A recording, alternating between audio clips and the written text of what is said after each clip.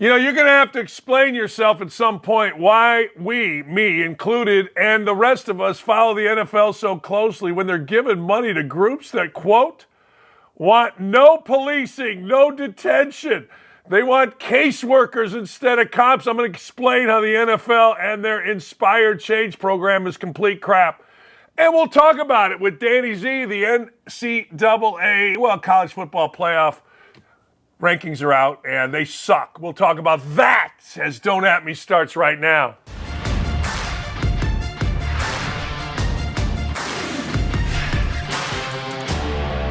That's right, they suck. They do. They suckle. The playoff rankings suckle at the teat of the United States of America's sporting fan, but I'll get into that in a minute. Welcome, it is Don't At Me. Did you know? I see this all the time in NFL stadiums, back of helmets, in-game. Inspire change. And I always want to say, what change do you want? Like Roger Goodell, you're making $50 million to go out and govern a league and be the bulletproof vest for a bunch of owners. Now, let me ask you a question. What change do you really want? Well, now, the NFL, I'm going to get this right. They're pushing their initiative down all of our throats. That's right. They're inspiring change. And they've got gear, ladies and gentlemen. So if you want to get that gal in your life or that certain someone in your life, some inspired change gear, well, look no farther than NFL.com. And you can get inspired change gear. Economic opportunities. Yeah, they got it all. The Inspired Change hats are there for you. Look, here's what happens, though. This is what happens. All of these little hats are helping fund an organization that, frankly, doesn't want cops. That, frankly, was paid $300,000 to not want policing. No jails. Defund the police, they say. What? What? Inspired change. What change do you want? We want economic opportunities. All right? Hey, go get a job. Seriously. Wipe your ass. Same thing I told white guys. Wipe your ass, clean yourself up, and go get yourself a job. There's your economic opportunity. Don't be afraid to start at the bottom and get a job and go to the top. Economic opportunities are all over the place. Diversity hires have never been at a higher rate. But you know what? We want to inspire change. Defund the police. There's an organization out of Oregon that wants to defund the police. Now, as I said earlier, they have been given $300,000. Inspire Change partners will receive financial backing from the league. Multiple groups that have openly advocated for defunding the police. The social justice initiatives include the Vera Institute of Justice. It's always Oregon. The Oregon Justice Resource Center and the Community Justice Exchange. All three of these groups, listen to this. They want to have our police defunded. They want no police. They want no prisons. Now think about that. Yeah, we don't want prisons. They want social workers to go into the hood. Now, we can all make jokes and we can all be afraid to say it, but 51% of the crimes are basically committed by 6% of the population, African-American males. So we got to figure that out. So guess what? You're going to tell me some social worker is going to go into the hood and say, look, guys, hey, how you doing? Everything okay? I'm here to help you help yourself. Really? Hey, lady. You got any money? I'm going to put a cap in your ass. See, I live in the real world. I live in a world where it is actual, not it is Pollyannic. Pollyanna sucks.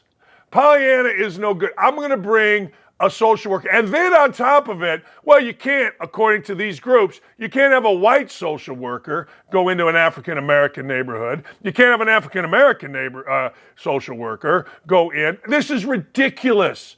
And I'm going to call it out because it is so ridiculous. And every time I see inspired change, I always want to ask, hey, dumbass, what do you want to change?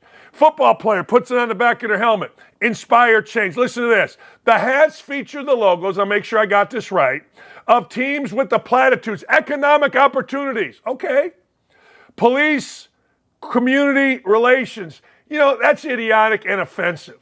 There isn't a police outfit in the world that doesn't go overboard in this day and age to have community relations. Criminal justice reform. Yeah, you don't want cops. Yeah, you want criminals. We want to acquiesce to the lowest common denominator in our society, the criminal. The person that takes people like me who work hard for their stuff, they want to take their stuff. Or they want to kill because they need something to do something else nefarious. Stop it, stupid. Social justice. Yeah, what does that mean exactly? What does social justice mean? What does it mean? It's all crap. Seriously, it's all crap. The Steelers chose an interesting strategy. I'm reading this from Danny Z's article, who we'll talk to. When somebody clicks on the link in the post on X, formerly Twitter, he or she is taken to a page featuring Inspire Change hats right on the top. Those hats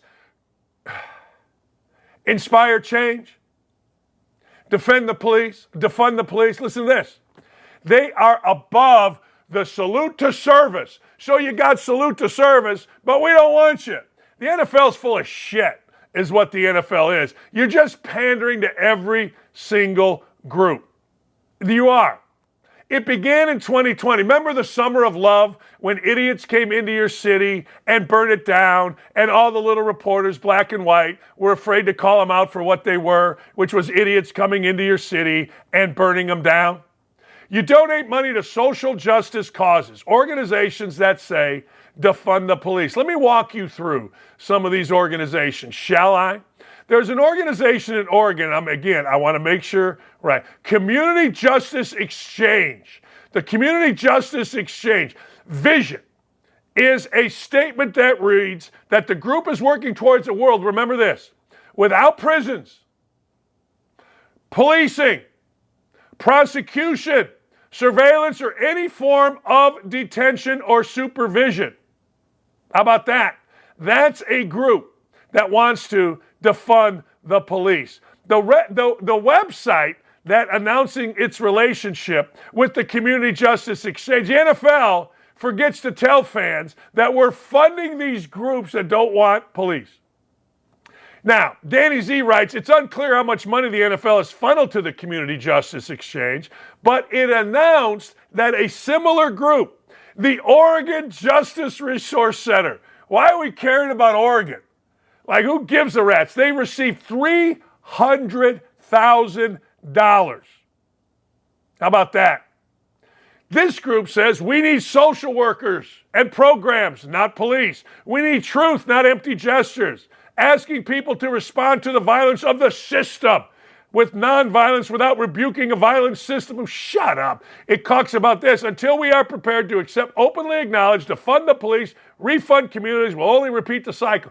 Oh, shut up. The cycle of violence is happening in Indianapolis in the neighborhoods. It's not happening with the police. It's happening in my hometown of Gary, Indiana, with the people. It's not happening with the police. In Chicago on the south side, idiots are killing idiots over stupid stuff. It ain't happening with the police.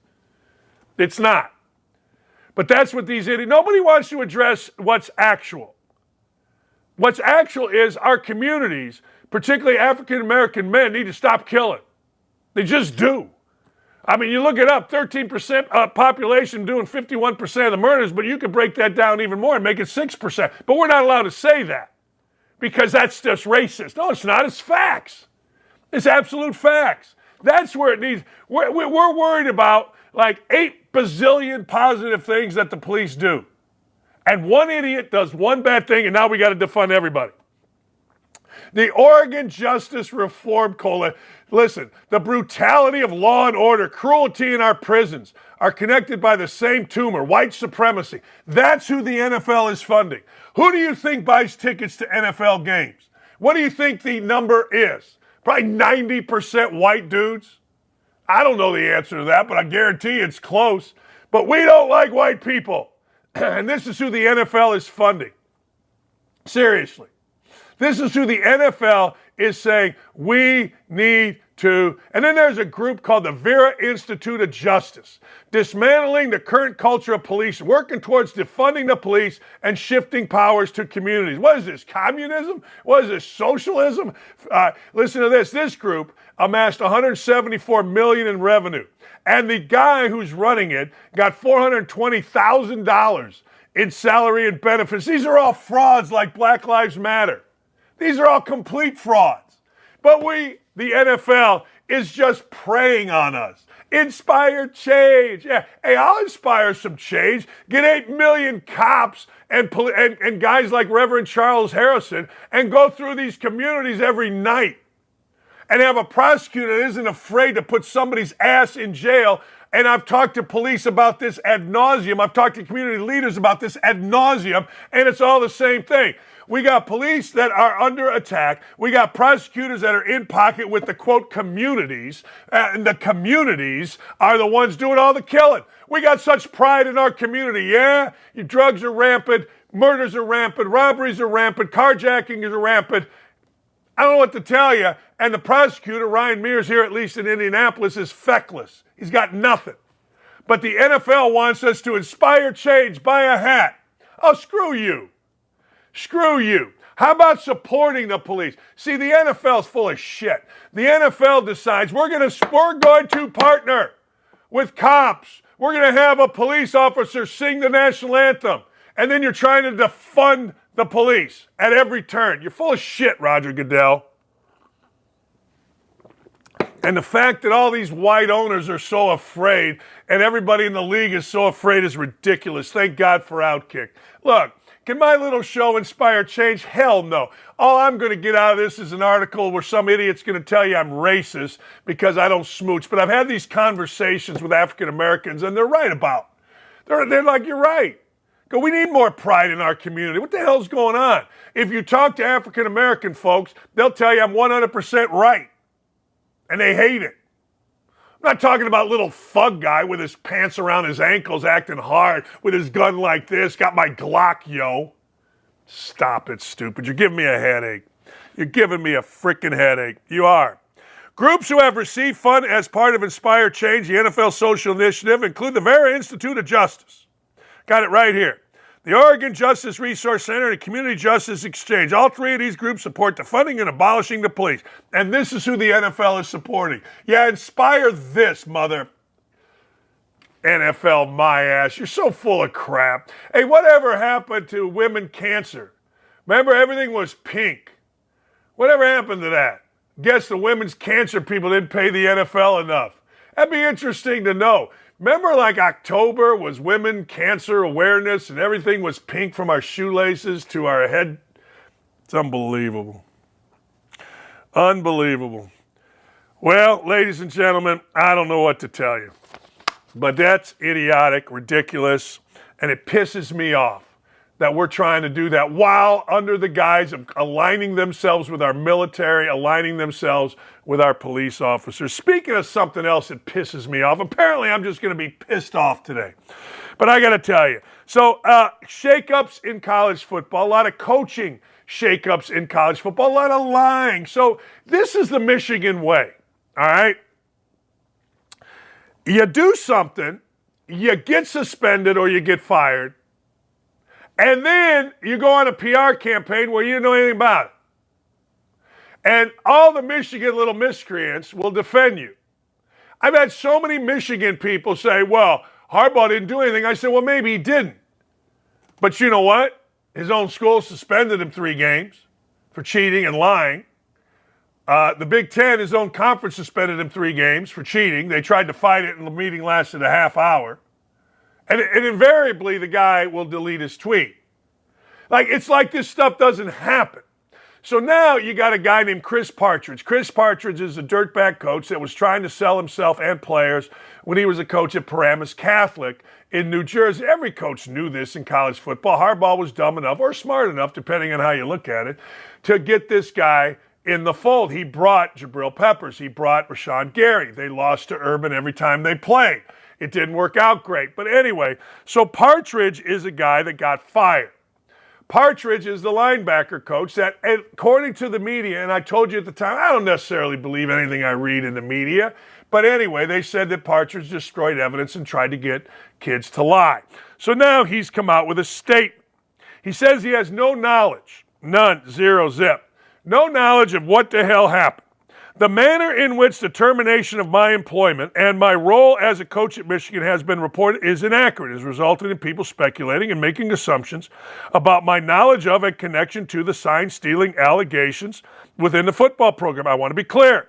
I had no knowledge whatsoever of any in-person or illegal scouting or illegal sign stealing. Additionally, at no point did I destroy any evidence related to an ongoing investigation. So this dirtbag is coming out and saying, hey, I didn't do anything. Well, guess what? Your school fired you. So why'd they fire you, Slick? Simple question. All right, hey, look, you got it, Chris Partridge. Okay, but they fired you. Why'd they fire you? Okay, you didn't destroy evidence. Hey, media sucks. They probably got that wrong. Why'd they fire you? They didn't just wake up one day and go, yo, we got a defense that's pretty good. And we're going to fire the linebackers coach because our defense is pretty good. You know, you get fired when your team's losing and your coach is an idiot like Deion Sanders has proven to be with Sean Lewis, and I'll get into that in a second. But the fact of the matter is you don't just wake up and say, well, you know, I'm going to fire our linebacker coach because our defense is number 3 in the country. I don't like his bald head and his vagina face. I don't think you do that. I coached for a long time. I don't think you do that at all. But apparently that's what this guy's saying Michigan is. So, okay, Chris Partridge, I, Daniel J. Dakich, keeper of keeper, owner of Dragons, says yes. You didn't get fired. You didn't have knowledge. Why'd they fire you? Why'd they fire you? Simple question.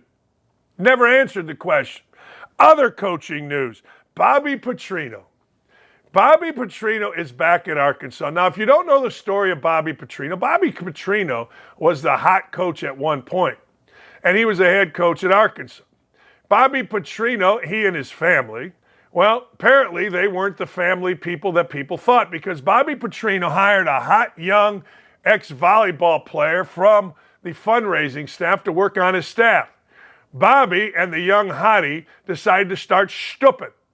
Okay, well, you know what? It's always two things with coaches. It's either stealing money or sex if they don't get fired for losing. So Bobby is giving it to the girl, and the girl's giving it to him, and whatever they're giving each other makes them both happy. They go for a nice joyride on a motorcycle. They decide, we're going for a motorcycle ride. Honey, I'll be home. I'm going to go with my concubine and take a drive. Unfortunately, a crash ensued, a bad crash. And Bobby Petrino's story, it's up. He's got to go in a press conference. I don't know if we have the picture, but he's got a neck going. He's got bruises. He's all beat up. We all know this. Long story short, Bobby Petrino, ladies and gentlemen, gets fired. Because, among other things, he's stupid. You can't be stupid staff members. You can't be bringing some gal. And the girl gets away with it, of course. The girl was an adult. Oh, my God, she's just a young girl. So what? Girls are devious. Ask Lee Ross. Ask my daughter. Ask Gritty. Girls are devious. This girl, we don't even know her name. And she gets up. No problem. I'm just going to shtup a married man because, well, it's okay. The married man will have the problem. So Petrino's a dirtbag. He bounces around coaches, and now he's back at Arkansas as the offensive coordinator. It's pretty funny, really. It is. It's pretty funny. I get a kick out of it. It makes me laugh. It does. It makes me laugh. So Petrino's back as the offensive coordinator. Sam Pittman's trying to save his job, and there is nobody less trustworthy in college football than Bobby Petrino. So if I'm Sam Pittman, I'm going two things. I got my head on a swivel, and I might go Linda Blair in The Exorcist, dated reference, but still solid, where her head totally spun around. I'm looking at everything Bobby Petrino's doing because he's trying to screw you just like he screwed the old girl that worked for him. Life comes full circle, and it comes fast. You want to know why? You want to know why Colorado has all of these defections on the offensive side of the football? It's because the offensive coordinator, Sean Lewis, got demoted. Everybody, including Danny O'Neil, including the other quarterback, including Christian Farina's kid, understood one thing. Deion Sanders is about Deion Sanders. He ain't about nothing but Deion Sanders. So now, after Sean Lewis was demoted, Sean Lewis looks like he is going to be the head coach, in fact, is the head coach at San Diego State, replacing the retiring Brady Hoke, one of the all-time good guys in college football. So, what's happening is this. Quarterbacks are decommitted. Current players are in the portal. People are leaving in droves. It's not just Sean Lewis was the recruiting coordinator for most of these guys. It's that they are seeing that Deion Sanders is about himself. God, my ass. See, Deion Sanders is pretty smart, and I fell for it. Deion Sanders decided he was going to hide, like most do, under the veil of God while he screws everybody. That's just what God guys do. Not all, most. So long story short, Sean Lewis gets demoted. The program goes in turmoil. He hires Warren Sapp. Sean Lewis is out. I had heard he was going to go be the offense coordinator at Oklahoma, but he got a head coaching job, which is great. And next thing you know, players are decommitting. There you go. Good for them. Good for Sean Lewis. He gets out of a cesspool of crap. And look, the Sanders boys are still going to have their commercials. Deion's going to say bull junk on TV, and Deion's a national hero. But this fell apart very, very fast, and it fell apart in part to this man right here getting screwed by a self-serving, narcissistic clown named Deion Sanders. Yeah, I said it, I meant it, and I am not going to forget it. There you go. Now, the guy he was under 500 at Kent, and he gets another job. So what you're going to hear is racism, man. I don't know. All I know is if you won a game at Kent, you're a pretty damn good football coach. Now, here's the other deal. Did I get them all? I think I got them all. Yeah, that's 3 coaching things that I wanted to hit on. All right, here's another deal.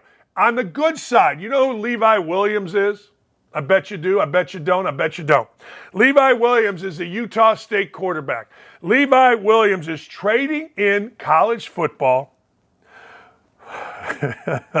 These are my guys. For the cold water and sand that comes with being a Navy SEAL.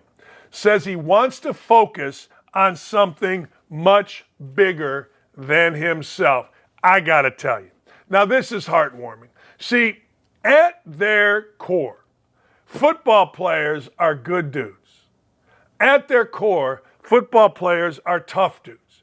But there's so many entitled idiots, and it's not just football players, it's media. You saw it with Clarissa Thompson. It's everywhere. There are so many entitled maniacs out there that you lose sight of the fact that many, if not most, I'm not going to say all, but so much in the majority of college and professional football player are really good dudes. Really good. And this guy, wow. Think about this. I don't know, you're in your 20s. Every other slap blank into college football is trying to get paid, yo. All right? They're trying to get paid. I got to get my bag. Hell, the 9th string quarterback in Indiana just got an offer from Texas San Antonio, and he did it like a little college or like a little high school senior. Blessed to receive an offer from Texas San Antonio. All these guys are trying to get that bag, yo. Well, guess what? This guy, Levi Williams, you know what he's doing? He is going to be a Navy SEAL. Now, I got to tell you, in my world, he's the kind of guy that I want as a Navy SEAL. I want him on that wall. I need him on that wall. Here's what he had to say. I just want to be in a spot where I can protect this great country, where we get to play football with the freedom to do that. I think this is the best country in the world, so I'd like to keep it that way and protect it as long as I can. Now, I got to tell you, that's pretty good. Now, that's really, really good. And good for him. And good for us. I mean, frankly, good for us.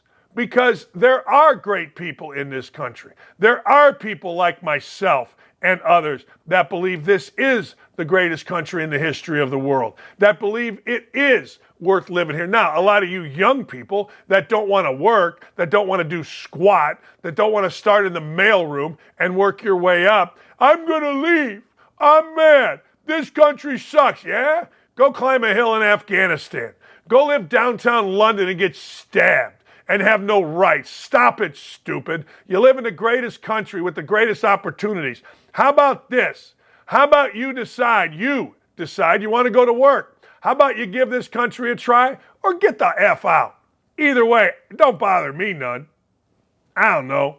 What I do know is this. There are guys like Levi Williams. There are guys that actually care.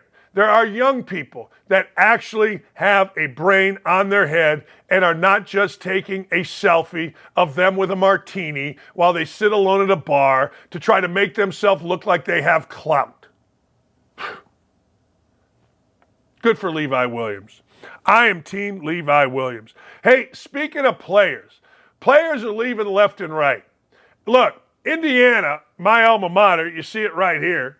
I'm very proud that this is my school. I'm very proud to wear number 11. Isaiah made it popular. I made it famous. Dane Fife and Isaiah made it good. I made it funny, me and Jadlow. But anyway, I digress.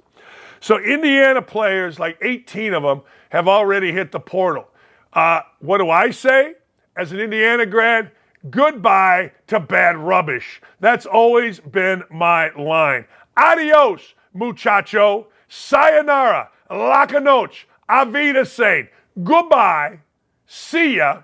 Hasta la vista, baby. All you Indiana football players, get your ass out and leave your NIL money refund check at the door. You couldn't beat off.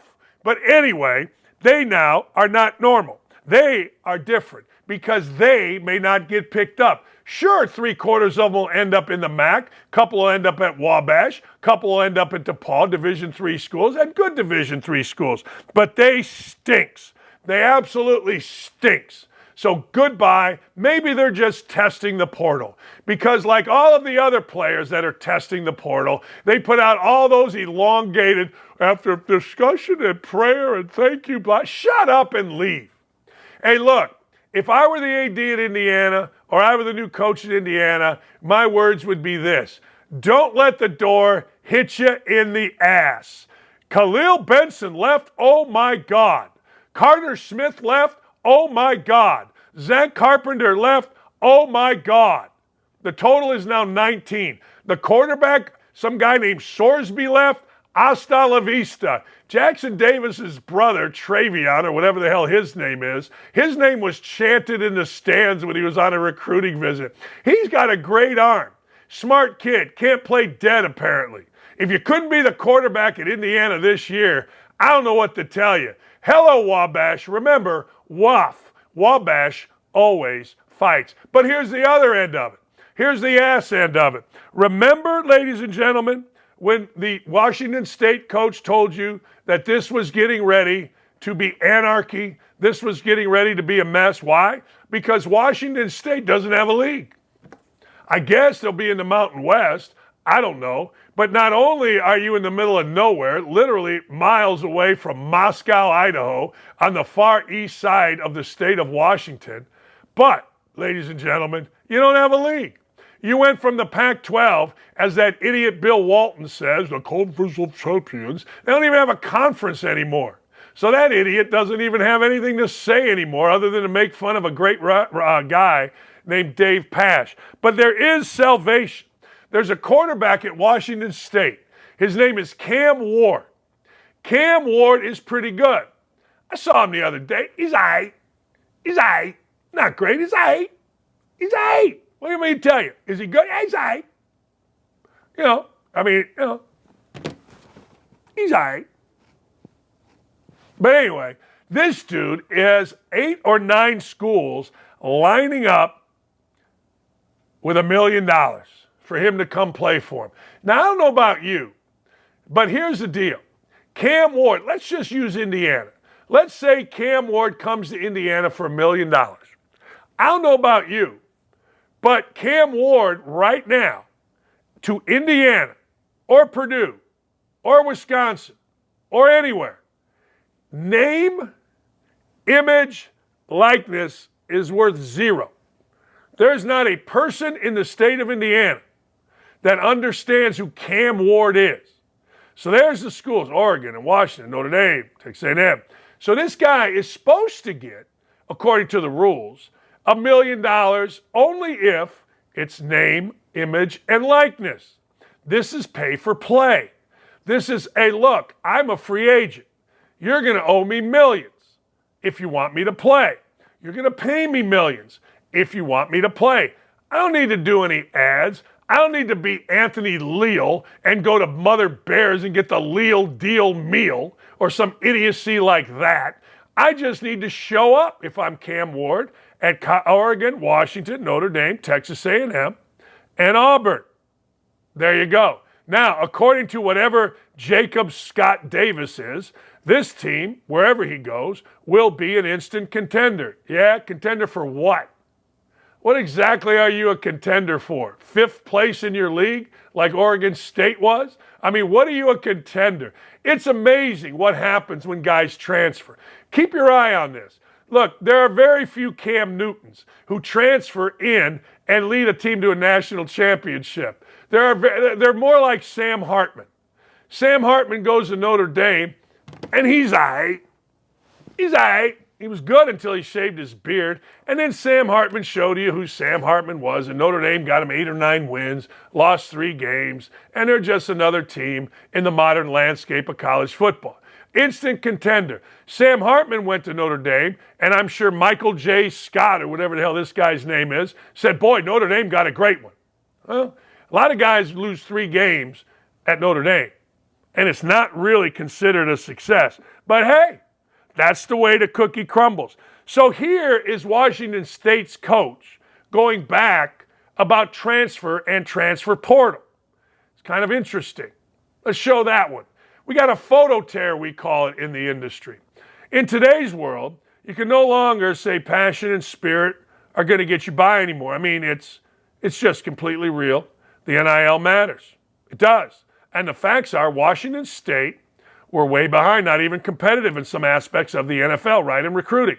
These kids tell you what they're getting, you know. So Oregon State probably has us by 10 times. Arizona 20 times. USC, Washington, Oregon, who even knows?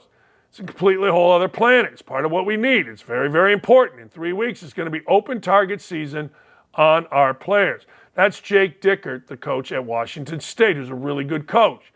That's 3 weeks ago. Here it is. Cam Ward, his quarterback. I wouldn't know Cam Ward from Pam Ward. But Cam Ward apparently is worth $1 million to some school that's willing to break the rules to go pay for play. Here's what needs to happen.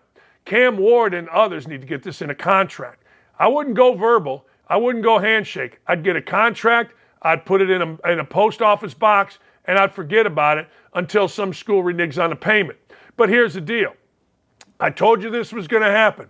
I'm not saying it's right. I'm not saying it's wrong.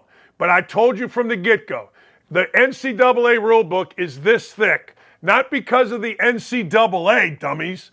It's because coaches have always figured out ways around rules. They have always seen a rule and figured out loopholes. So you got to put amendments, whatever the hell it is, in there. So next thing you know, here's a line of a rule. That rule now has so many different ways it could be broken that have to be addressed through amendments that now this is a 3-page rule. That's a fact, Jack, and nobody in television other than me is smart enough to tell you that. So I told you this about NIL. Name, image, likeness, meaning Trace Jackson Davis is at Indiana. Nice freshman year. Joe Blow, the car dealership, says, hey, I want to give you a car and have you represent us. Boom. Based on his name, his image, his likeness. That's all out the window because coaches figured out, screw it. The NCAA is feckless. There's nobody going to prosecute us, so we're going to get collectives, we're going to get money, and we're going to pay kids to come. That's called pay for play. That's called professional sports. What can I tell you? That's just the way it is. So if it is professional, then what I think should happen is schools should demand refunds when you get a performance like Indiana's football performance. But of course, that will never happen. I'm fascinated. I really am. I'm fascinated to see how this whole thing shakes out because frankly, Everybody is trying to do it. Last thing on this. Every single freaking school, every freaking coach that doesn't win is blaming the NIL. Tom Allen is considered one of the really good guys in coaching, one of the really good guys in life. He's a Christian man. Seems to be real in his Christianity. Love each other. LEO was his mantra. It's all over the football facility. And I guess it worked in 2020 during COVID with Michael Penix. Love each other didn't really work. It didn't. They were 3-24. Maybe, though, they did love each other. Maybe everybody's in love as you walk out of the facility at the Rock Memorial Stadium. See, you got to understand, Indiana's level is so low that Terry Hepner's considered a legend, rest his soul. He went like 7-14, but it's the Rock Memorial Stadium. But the truth of the matter is, Tom Allen on his way out said, look, we're way behind in NIL. Next coach better get that figured out. This guy at Washington State, we're way behind. Check out every single coach that you come across that lost his job. They are at major schools. They are going to talk about the NIL. And they should, because it's a big deal. But it's not NIL. It's getting upfront money to pay recruits. Period.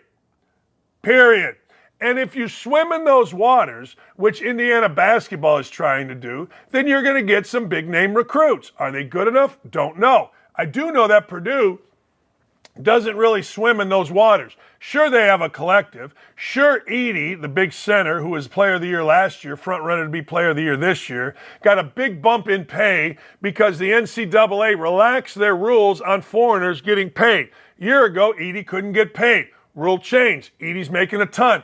Good for him. But he's also made it after he performed. So Indiana wants to swim in those waters. They got a team that's got a nice record, but again, can't beat off. And then the other team, Purdue, is number one in the country, won the Big Ten last year. I know they lost to the 16th seed, but they're going to the Final Four this year and probably going undefeated, and they do it the right way. It's an interesting dynamic currently going on in college sports. Name, Dan Dakich. Image, this beautiful thing. Likeness, this gorgeous thing, is supposed to be based on performance. That's what you get paid for. Performance. Period. College football, professional football, same thing. We're offering you $1 million to come here. NFL, we're offering you a $50 million free agent contract. The numbers are different, but the system is the same. I ain't mad about it. Frank, I don't care about it. I'm glad I don't coach in it. And I feel sorry for people like my son that are young coaches coming up in it. But hey, it's the world we live in. And guys that never played, never coached, wanted it so desperately. Good for you. You got what you wanted. All right, Danny Z wrote the article on the inspired change. And Danny Z is always entertaining. He is. I gave you a hell of a first 40 minutes. Yeah. Stay right here. Go tell your friends. Knock one off. Go to the bathroom and come on back. We'll be right here. Where we're headed is a next television contract for the college football playoff with a boatload of money. And they're trying to cut that off with a cap right now, where we went over it yesterday. 9% of the average Power 5 athletic budget goes to the players for student aid. The others, vast majority of the percentage, 42 to 45%, goes to coaches' salaries, staff, administration, and buyouts for previous coaches. I point all this out because you got the Power 5 decision makers and the big college football decision makers.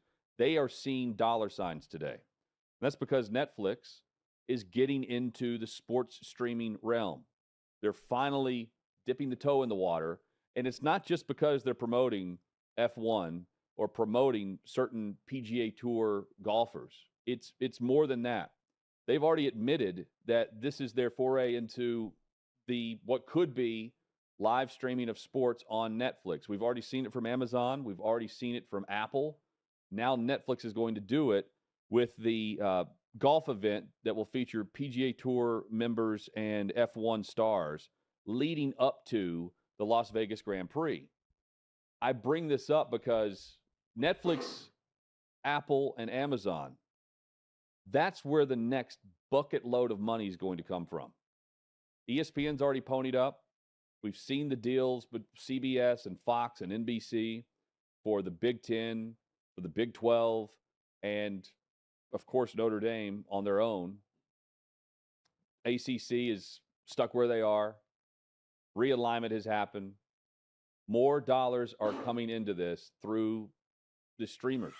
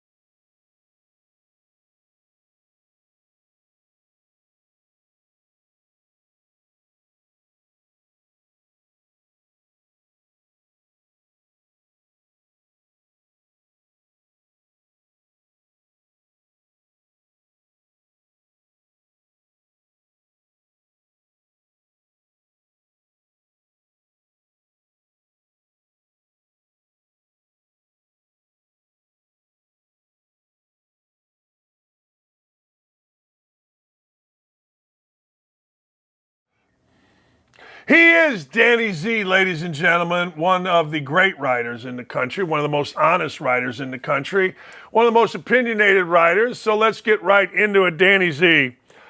I talked about this inspired change stuff, and it fascinates me that the NFL, I asked, what do you want to change exactly?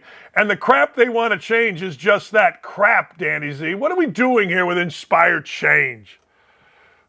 Well, first of all, let me say living up to that intro is going to be difficult. So it's hard. I both thank you for the intro, but also now you've set the bar very high. But yeah, so this is interesting. I came across this yesterday. I was on X, Twitter, whatever you want to call it. And the Steelers were pumping out something like our Inspired Change hats collection is here. I'm like, what the heck's this? So I click on it, and they're selling hats with team logos and then just a bunch of nonsense phrases. And I say nonsense because they're all just platitudes. They don't mean anything. Criminal justice reform. Like, well, what are we reforming? What's the plan? Economic opportunity. Again, what do these things mean? They sound like they mean something, but they don't mean anything. And that's the issue I have with all this is like, again, it's nothing. So I guess the point I was trying to make by writing about it was this is just pandering. Like I read the tweet, the post that you sent out and saying the NFL's going woke. I don't know that this is even them going woke. It's just a straight pander. I don't think they care. I don't think they're trying to sell these hats. They just want to say that they have them on sale.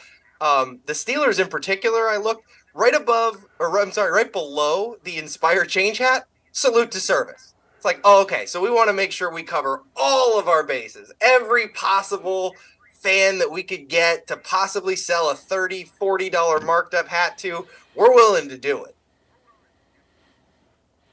It's unbelievable. And then you look at where the money's going, and it's going to idiots. I mean, anything that says Oregon on it, I immediately dismiss it as being completely insane. $300,000 to a group that doesn't want prisons, doesn't want prosecution, wants social workers to go into the hood and solve the crime problem. Yeah, okay. I mean, people need to know these things, I think. I think smart people look at inspired change and think like you or I do, okay, what the hell are you changing? But I think people are idiots. I think they actually believe this stuff works. You know, I wonder if it's that or if it's people are placated so easily that, you know, it's like all the people who jump on Twitter and send out a tweet that's like, you know, oh, I stand against hate and I'm for this. Like, I did something today. I made an impact on the world. Like, well, no, you didn't. I mean, you went on your phone, which took 28 seconds to open an app and type out a tweet. You didn't do anything. But I think that's really what a lot of this comes back to is I don't have to actually do anything. I can just, you know, say I'm doing something. Like I said, back to the phrases. I mean, end racism. I mean, yeah, that's pretty clear what it means. But what do we first of all, how do you do that? I mean, how do you end racism? What are we going to solve racism by painting it in an end zone? Come on, man. What I like, and I'm really fighting, is go vote. We know who you want us to vote for, so yeah, go vote. Just don't vote for who these idiots with their 8th grade education want you to vote for. That's my thing on that. It's not as bad as the NBA taking the entire day off to be like, hey, we're taking the day off because it's voting day, because we know that you can't possibly vote and watch a basketball game in the same day. That's way too much responsibility. Can't count on that. Oh, no, that's too much. In Indiana, I think we still close bars till 6 o'clock. Like you walk into a bar and grill, and maybe they don't do it anymore, but they used to have a cover over the liquor. Like, you don't get hammered and vote, people. We can't get hammered. They did. I'd walk into Yogi's for lunch, a place where I got lunch, and in the bar area, there'd be a big tarp on Election Day over the booze. Like, we can't even see booze on Election Day. It'll make us crazy, Danny. Wow. I did not know that existed, but that's pretty funny. Maybe it's a joke. Maybe they're having fun with the idea. No, it is absolutely... absolutely what we felt like here. All right, there's the word on the street. It used to be Black Monday. I don't know if we're allowed to say Black Monday. Non-color Monday. I don't know. But Black Monday comes when coaches get fired. Now, we've already seen Black Monday started early for a couple coaches, Josh McDaniels and, of course, Frank Reich, to name just a few. How many coaches are going to get axed coming up here in the NFL? That's change. That's change. Maybe that's what they meant by economic opportunities for new head coaches as the old ones get fired, but still get paid their full contract. So the NFL actually is providing a lot of economic opportunities to a lot of different people, even ones who aren't working. So Schefter listed 7 to 10, he said. I tried to go through and see. I mean, there's always a couple of surprises. I think the obvious ones, I mean, I don't love it. I know you guys all love it. You want Brandon Staley gone. I think he's going to be gone. I think that one's pretty obvious. Ron Rivera appears to be done. There's the Belichick situation, which is really interesting. I don't think he'll ever get fired per se. If Belichick and the Patriots decide that they want to move on, I think Kraft knows that. I mean, look, Belichick delivered 6 Super Bowls. He's been there over 20 years. You'll see a headline that says something like, Patriots and Bill Belichick agree to mutually part ways, or he'll retire. Like, I don't think there'll ever be a headline that says, Robert Kraft fires Bill Belichick. However, I do think it's possible that the team, and he might just be like, look, we got to move on. So that brings us to 5. And then there's a few other ones that are interesting. Matt LaFleur, maybe, but Jordan Love seems to be turning it around. So I think he's probably okay. Eberflus in Chicago, I think, is a possibility, but they've won a couple games. Man, I was trying to get to, he said 7 to 10. I was like, man, the teams would really have to get aggressive. I mean, Mike McCarthy, I guess if the Cowboys struggle in the playoffs, which I don't think they will. I think Dallas is really good this year, and this is the team that's built. So I guess if they don't succeed in the playoffs, he might deserve to be fired, because this is probably the best roster they've had heading into the postseason. The interesting one to me is Eberflus, because Chicago will want you gone, and they'll want you gone quick. But a lot of people are speculating if you got to let Eberflus go, you got to let Ryan Poles go, who's a general manager. I don't think they want to do that. I'm fascinated because I saw your article and I saw what Schefter said, and I was like you. I'm like, man, Rivera should be gone, right? I mean, Staley, he's going to be gone. The word on the street is their roster's too talented to do this. But I don't know that Eberflus, I don't know McCarthy would have to, it would have to bomb out. And it doesn't seem like it's going to. I agree with you. I think you're going to have to be uber aggressive to come up with, unless you want to consider, the interim coach isn't getting the job, and that's another job, I guess. That's 2 for the price of 1, but that's not really how it works, is it? No, and then some other possible, like McDermott's another one in Buffalo. I think his seat's a little bit warm. Yeah. If they don't make the playoffs, that could be a tough spot for him. But, I just don't – organizations that win long-term don't cycle through coaches. That's kind of what I wrote about Tepper. I mean, the guy cycles through coaches like it's nothing. Like, he has no problem signing these guys and firing them and giving them no chance to build a culture, build a team. That's just not how you do it. So even if your coach isn't – because who are you getting to replace? Like, your hope is that you get the next, quote-unquote Belichick, McVay, whatever. but the chances are you're not. So if you have a coach who's competent and gets the job done most of the time, I almost think sometimes it's better to at least keep the consistency and the culture, as long as it's a functional culture, which I think it is for McDermott in Buffalo. I know you hate Allen. That's fine. I think Buffalo's actually had some I don't hate anybody. As a player, you hate his eyes, whatever. You know what I mean. I don't like his eyes. No, they've had some they've had some really bad luck this year, though. They have. I'll give you that. Look, I think they're a good football team. I think they're one of those teams that if they make the playoffs, obviously could do some things. But I want to go to something that you talked about. Get the next who. I think that you would say get the next pairing of Shanahan and John Lynch, because these young guys, look, I know Zach Taylor went to the Super Bowl, but without Joe Burrow, he has been awful. You mentioned LaFleur. Without Aaron Rodgers, he's just a guy, right? I mean, these guys, McDermott, all these young bucks, Staley among them, they don't look so great. Now, I would say Sirianni and the guy here in Indianapolis, Steichen hasn't proven it yet, but he's on a good path. You want to get the next Sirianni, Steichen, but it doesn't mean just because you go young, they're automatically the guy. You know what I mean? There's been enough failures in there. Yeah, I agree. You left out Mike McDaniel, but that's all right. As a Dolphins fan, I'll take slight offense to that.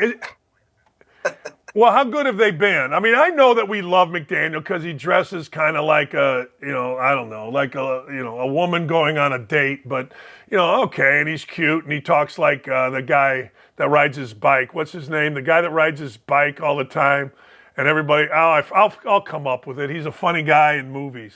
I forget. He talks like that guy. Is McDaniel a great coach? Is that what we got? I'm torn on this. Again, I've said this. I try to keep it down. I've been a Dolphins fan my whole life, but I try to put it aside because I have a job to do and I cover the NFL and I try to stay unbiased. I've wrestled with this one a lot, actually. Is Mike McDaniel a great coach? I think I underappreciated him going into this season, but now I do think he's a little bit overrated in the public eye and in the media eye because of what you're saying. He's, I knew this was going to come back to Sean Payton, but I think Sean Payton is really nice to the media, generally speaking, and very friendly to the media, and they are very friendly to him, and he gets a lot of positive coverage that is a bit undeserved at times. Even the Broncos right now, I mean, everyone's giving him a ton of credit. Their turnover margin in their win streak is like plus 14 or something ridiculous. Teams just keep handing them the football. Oh, and by the way, they don't do anything with it. They just happen to – anyway, I didn't mean to make this a Sean Payton thing, but I do think there is a little bit of – that with Mike McDaniel. However, it's impossible to ignore how much the players on that team, the way they talk about him. Tyreek Hill yesterday talked effusively about preparation, like how this guy preps us. Every possible situation we talk about, we go over, we're ready for. And yeah, I think that's a mark of a good coach. Players seem to really like him. His offense is extremely innovative. It's interesting.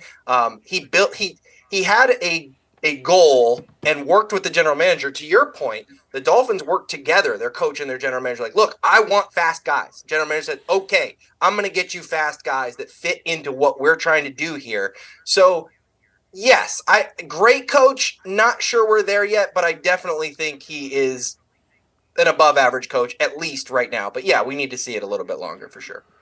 No, look, they're 8-3. He took over a sticky situation when Flores was out. Absolutely. I mean, he's done a good job. He really has. And I would say I would put him in the category of that's who I'm trying to get.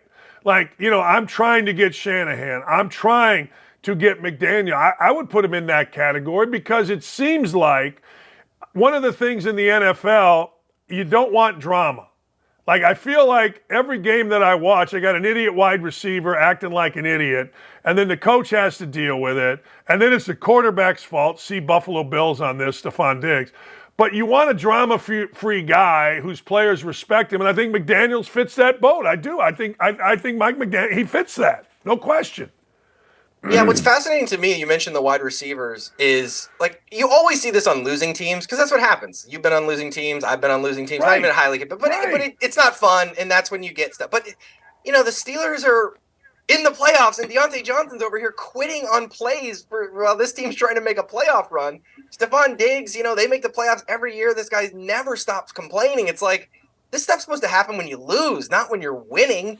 So that's kind of an interesting dynamic that's going on in the NFL right now, where these guys are so me first that even winning doesn't seem to cure the drama. But I want to touch on something that you brought up, which I think is an astute point and very correct.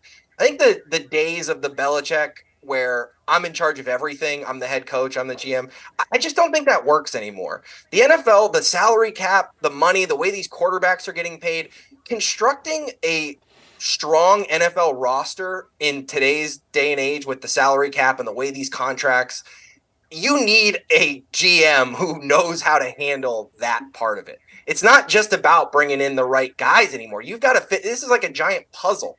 And so I think what you said about getting the right pairing is very important. And I wonder if owners are taking note, like, hey, no more bringing in a guy who's just going to run everything. We need a team at the top. We need checks and balances. We need guys who are debating each other, and that's going to ultimately produce better results. So I think that's a smart and important point. Boy, I think that is a huge point. By the way, the only losing team I ever played on I was 7 years old in a 9-year-old league, and we went 0-7 on Mr. Alley's hot dog. So don't include me in your loser mentality here, pal. I'm just saying. But I want to go back to something else. When you look across the NFL, I'm curious because I'm going to ask everybody this question. I've said for years, I used to have great seats, 6th row behind the visitor's bench, right on the 50-yard line. Great seats. Got them from a friend in a whole thing. And the experience of going to an NFL game is crap. I did not like it. It put me in a bad mood. I'm watching the product on the field, and I don't know, man. I'm not saying the NFL is going anywhere. It's not. But what do you think of the NFL's product? I don't want to put words in your mouth. What do you think of the NFL's product? On the field. Yeah, no, I understand. I love the NFL. I love football. I just got my wife to sign off on. We just mounted 2 separate 55-inch TVs on the wall. I've got a separate one below. I've got 4 televisions going. I've got 6 games on at one time. So I might not be the right person to ask. However, I know what you're kind of driving at here. Officiating is a huge problem. There's no question about it. I mean, you cannot have referees be the center of every single major game on, look, calls are going to happen during the 1 o'clock window on a Sunday, and most people aren't going to see it. Some will, go viral. But the key is really these 4 o'clock games, these Thursday night, Sunday night, Monday night, those games. And it seems like every single week we've got a problem with officiating. That's an issue. And I think that's the biggest issue facing the NFL right now, because the talent is better than it's ever been. I actually think the resurgence of defense is helping the league. I think they were going too far into the flag football. Like, defenses are actually back to being really good. Like, the good defenses are really damn good. And I think that's really good for the NFL. The athletes are incredible. There's 2 big issues. The referees, as I mentioned, and Alex Smith went on ESPN on Sunday and said, quarterback play is at an all-time high in the NFL. And I almost lost it. I was like, what?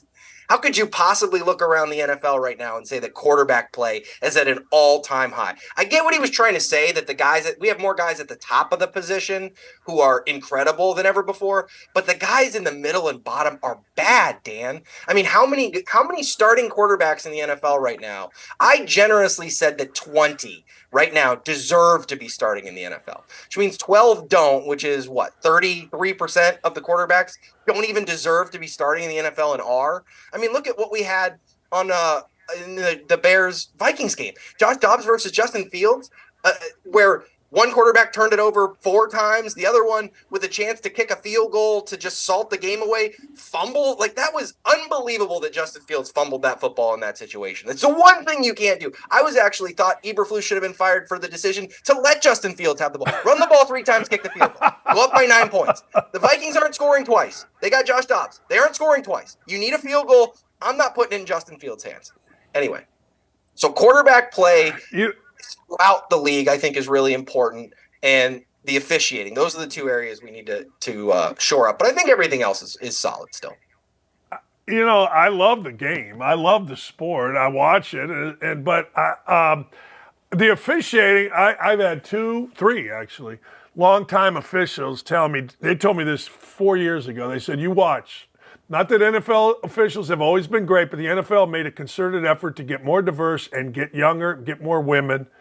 And the experience went from you had to work 20 to 25 years to be considered to get in the league. Now over 50% have not worked 10 years. So they went to DEI, they went to women, and I get a kick. There's one fat-ass woman that is a sideline lady, and I watch her try to run up the sideline, and it's like, Jesus, like, what are we doing? So that officiating thing is real. But I'm with you. I watch it. I'm all good with it. But I saw you close your eyes when I said fat-ass woman. I'd say if it was a fat-ass guy, too, so I feel good about myself. No, I actually was thinking, you know what's sad, though? We're at the point. I've seen her miss so many spots, like badly. Right. And right. you got to know that those coaches are like, they can't say it. They would be fired and run out of town, but they want to say, this person does not belong refereeing these games. She can't do it. I mean, look, it's sad, but there were a couple of missed spots in, oh, man.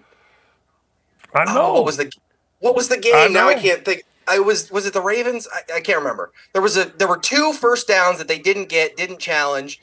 And the woman ref, I was like, wait, which side of the field is she on? Was that her? I actually don't think it was her, but my immediate thought was I've seen her mess up so many times that I now assume that it's her. And look, I don't mean to pick on one person because you're absolutely right. This is the issue that we all have with the diversity stuff. It's like, look, you want more women? Fine. Or black, African American, whatever you want. Hispanic, whatever you want. But it has to start at the lower levels first. You can't promote them to the big leagues just on, like, you have to say, look, we need more in high school officiating. Okay, great. And then in 15 years, but see, people want immediate results. We want to see women and people of color on the sidelines tomorrow. The problem is that doesn't work. They have to learn and pay their dues. Like maybe they were held back in high school officiating. I don't know. But that's where we have to start. Like that, period. And that's it. That's where we have to start.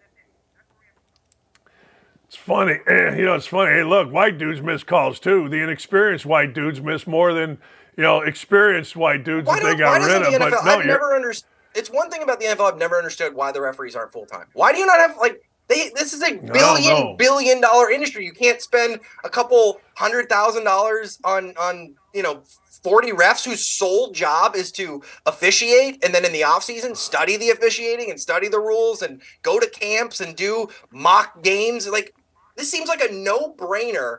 And it honestly, for your diversity, the best thing to do would be to make them full-time, and at least you could get them trained. At least you could get these hires who might not have been originally deserving. Okay, fine. But we can put a ton of time into training. Like, if you're really committed to this, see, now we're back to what we started with. We brought it full circle. They don't really mean it. They don't care. They print money, so they don't care. They put the hat with the end racism and the social inequity and all that, and we'll put black and women officials on the field and Hispanic officials on the field. There you go. We did it. Here you go. That's exactly right. No, it's exactly right. Imagine having this conversation at ESPN. Wow. Thanks, Danny Z. Appreciate you, man. It was you and I having these conversations on a Saturday morning before Darien Mel's why neither of us works there anymore. Right. Thanks, clandestinely. Thanks, brother. That's Danny Z. We'll be right back. Another one of OutKick's finest. The great Trey Wallace and I are going to discuss. I think it's crap that Oregon is ahead of Ohio State, but that's just me. A beast of a biological man, Artemis Langford, scored a major pervert victory after a Wyoming district court judge ruled the women, the real women of the Kappa Kappa Gamma sorority, couldn't prevent Langford from living in their sorority house. This despite their claims of Artemis, a 6'2" giant, having a visible erection around the ladies, despite their claims that Artemis would sneak photos of them at slumber parties, despite the fact that trans Artemis is a heterosexual with sexual interest in women and a Tinder profile seeking to match with women. This isn't just a miscarriage of justice. This is a perversion of women's rights, the feminist movement, and the right of real women to feel safe in spaces meant for them. I am repulsed and disgusted. But Artemis? Artemis reportedly broke down in tears after the judge dismissed the lawsuit, saying, quote, Maybe I can just be another student on campus, another regular sister in the Wyoming chapter of Kappa Kappa Gamma. Maybe I can just be me. Or maybe you could have the decency to allow women to have a safe space of their own in a sorority house without having to be exposed to the outline of your erection, Artemis. But just look at how the joke of a news outlet, the Washington Post, is choosing to frame this story. Her sisters turned on her? Are you freaking kidding me? The situation is egregious enough without the media actively demonizing the women who simply wanted to feel safe in private in their own sorority house. And this is also downright gross.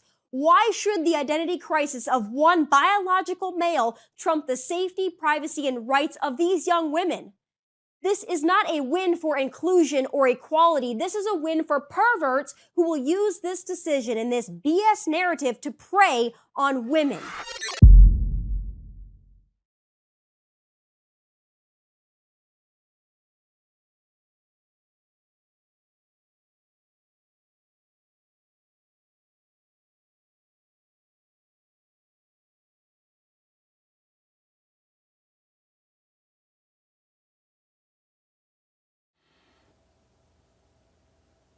Oh, we must be back. I didn't hear anybody tell me we're back, but I'm very excited to be back. Thank you.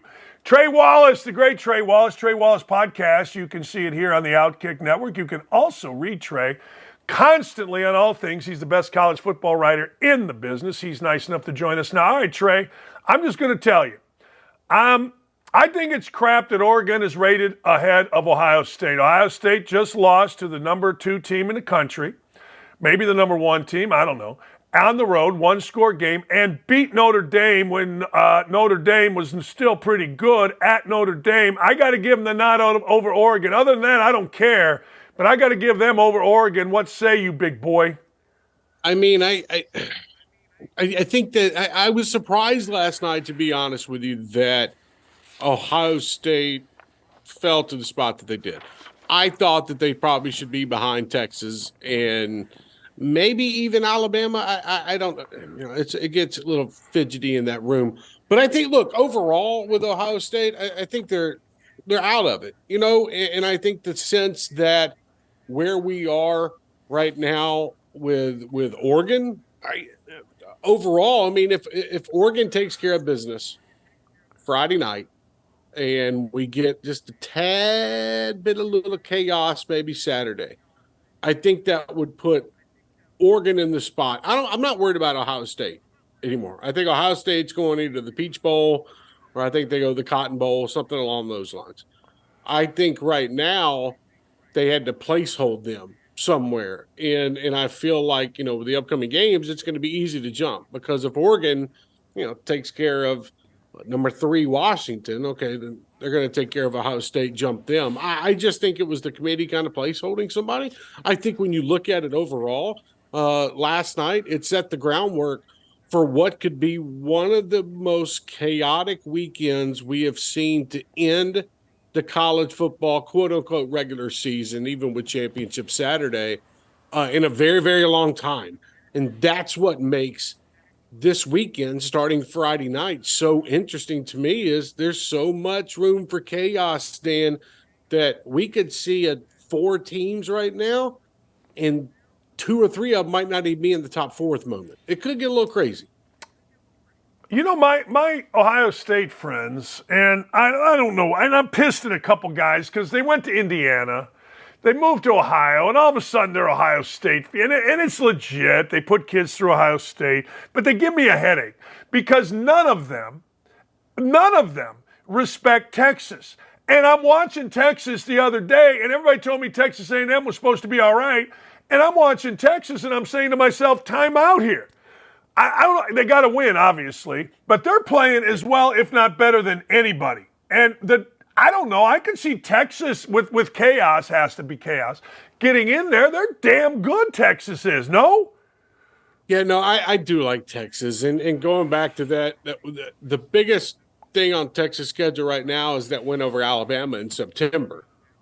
That's what's helping them because when it comes to relevancy and time, according to Boo Corrigan last night on the CFB conference call, It doesn't matter when in the year that Texas beat Alabama. So winning in September is still good now in heading into December.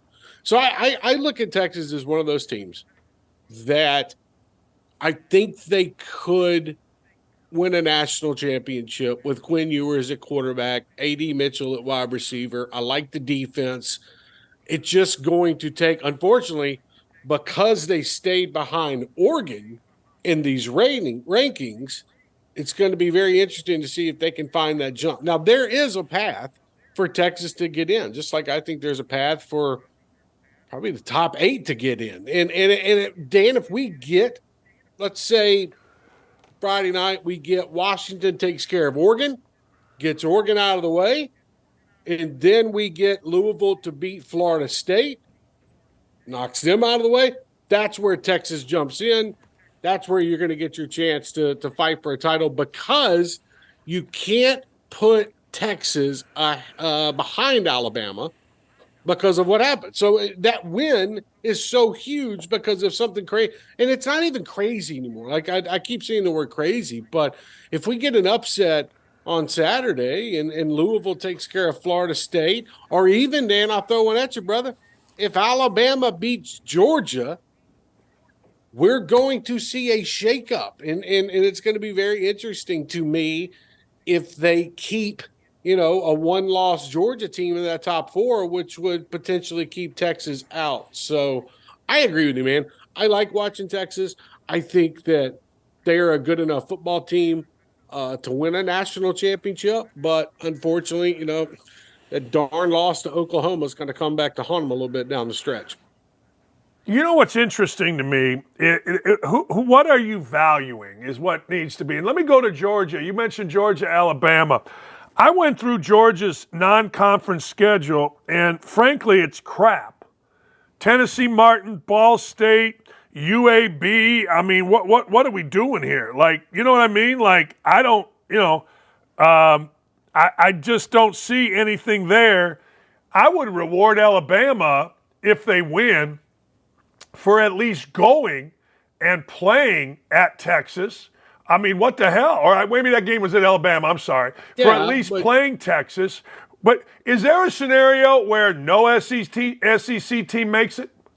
Yes, and that's where it would get count. I don't. The scenario is Alabama beats Georgia. Everybody else in the top 3 takes care of business, okay? And then you have to make the decision, okay, wait a minute now. Are we going to put, let's just say, Oregon, if they take care of Washington, we're going to put a one-loss Oregon team in over Georgia or in over Alabama? There is that scenario out there. Like, they're not – just because Georgia – and this is going to be in the back of minds of the committee members. Georgia winning the last 2 national championships. But then let's just say loses – I don't know, 7 points, something like that on Saturday to Alabama. Something crazy happens at the end.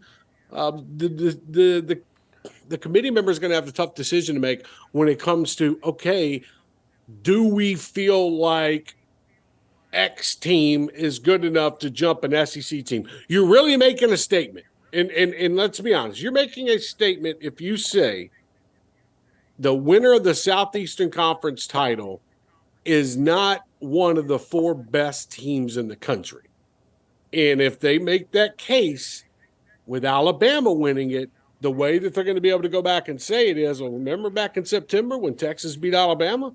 Like, we have to look at those things. So there is a scenario. I don't know if Georgia lost, would they drop from 1 to 5? Maybe depends on how they lost. But, I mean, I'm just saying there is a path here for the SEC not to get in. I don't know if they got the cojones to not put the SEC in the college football playoff, but we're about to find out. And there is scenarios that would keep them out, Dan. It's crazy, dude. This weekend, I've been covering this a long time, Dan. I've never seen a weekend where there is so much potential and we have so many good teams in the top 8. You can go even top 9 if you want to, that that should have a shot at the playoff, but there's so many good teams. There's going to be 3 of them left out, 4 of them left out. It's such a big weekend. All right, last thing before I got a couple last things, so it's not last thing. Yeah, What's going on in Colorado? What's going on in Colorado? Dan, you got a team right now that came out of the gates, had everyone's attention in September, kept people's attention in October. People started to kind of look away in November. You lose that many games, people are going to start questioning the whole "do you believe" thing, that Deion wants to put out. And I think that Deion Sanders is going to raid the transfer portal for offensive linemen and defensive linemen, because that's what this team missed this year. They were just lacking. They could not protect Shedeur Sanders. You couldn't establish a running game late in the second half of the season. They were depleted. I think, you saw a roster trying to be put together, but also I think it's a little bit of reality, Dan. It's a little bit of reality. Like, okay, you got everybody when we first started the season. You had everybody's attention. You caught people off guard, but then they figured out what you were doing on offense, and it's like, okay, shut it down. And don't get me wrong, Colorado had some fun moments to start, September. It was good times. That game against Colorado State, Dan, I know you remember it, the one that went till 2:00 in the morning. But you look at it right now, you've had a couple recruits back out over the last couple of days. The transfer NIL-wise is something big too. Deion Sanders has proclaimed they will not spend money on recruits and from the transfer portal.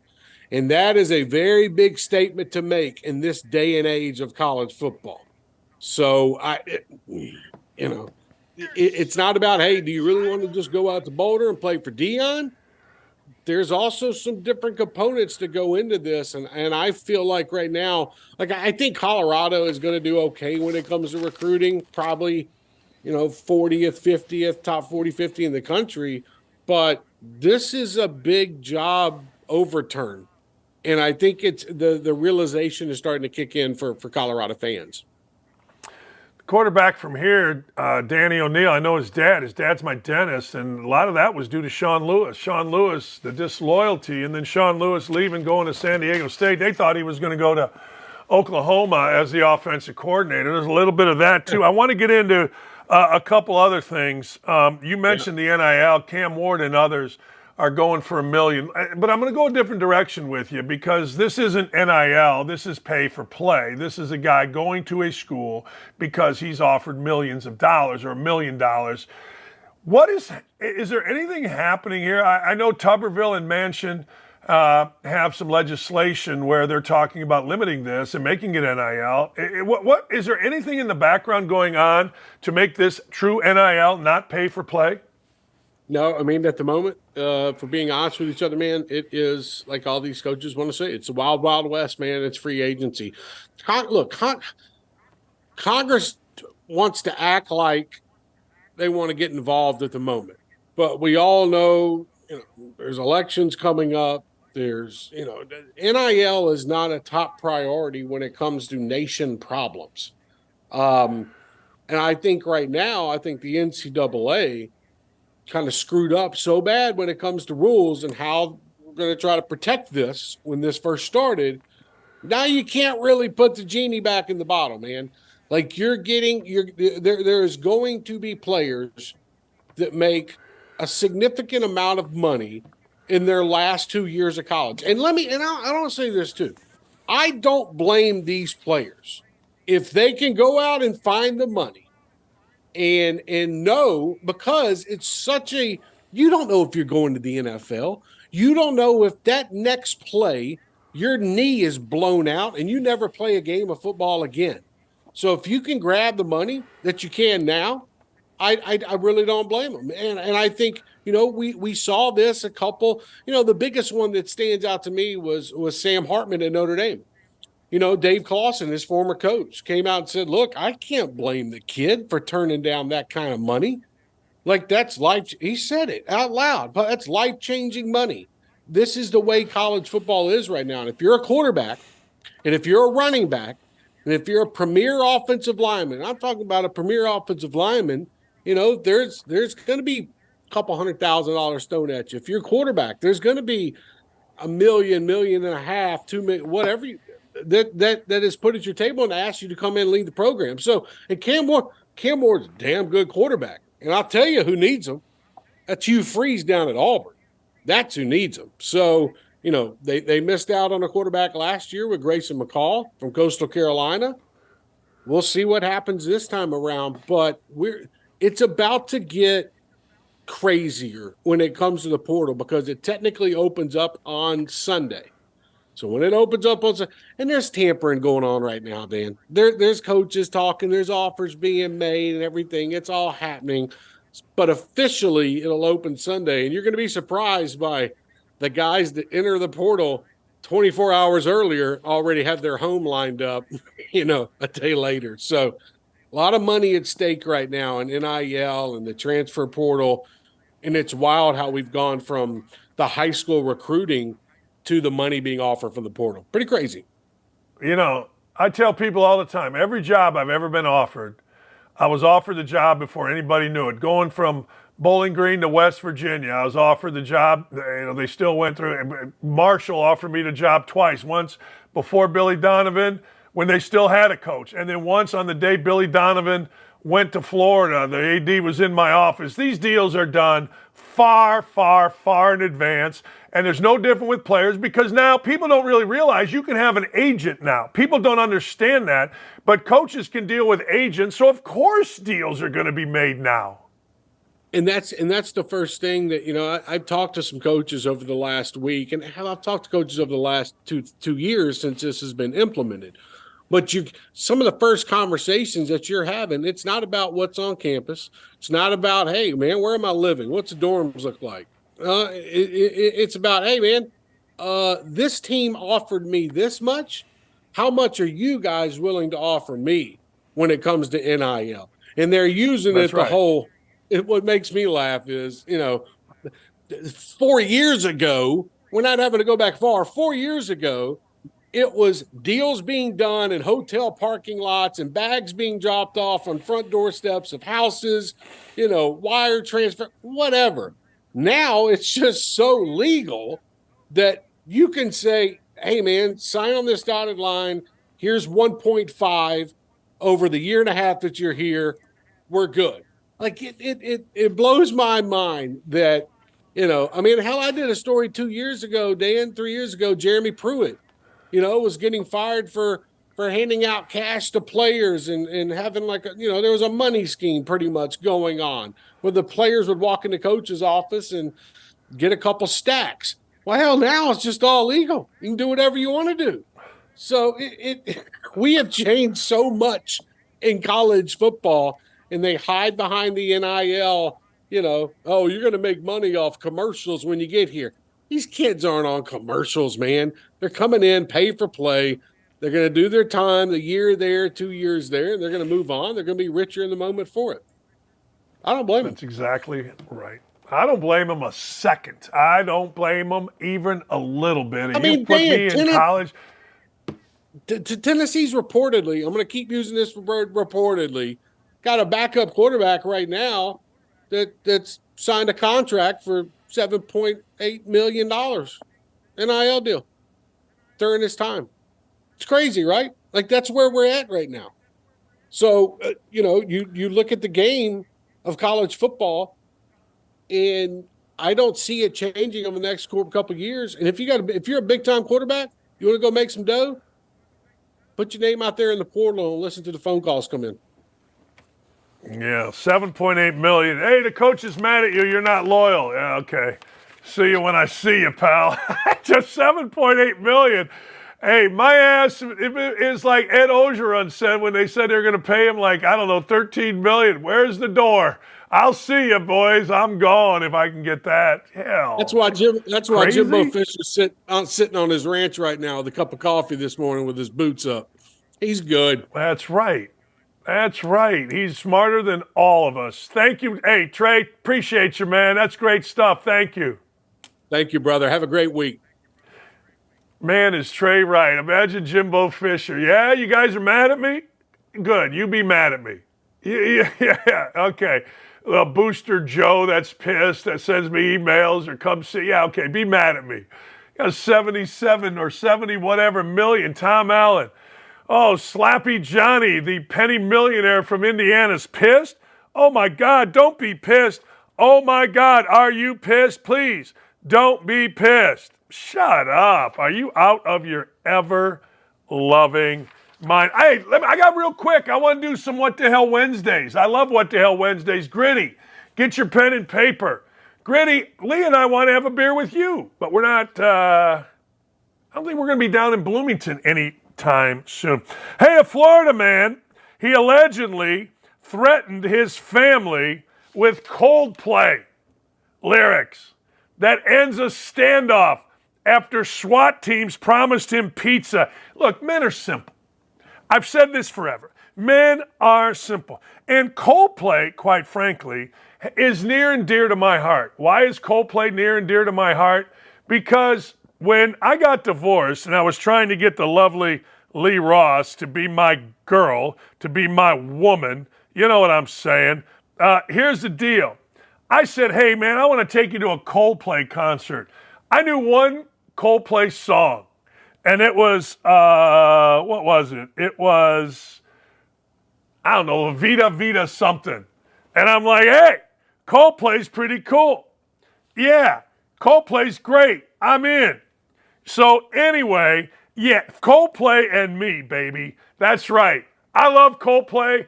I love pizza. Yesterday we got potatoes on our pizza. Lee's like, I feel like a pizza. I'm like, I feel like a pizza too.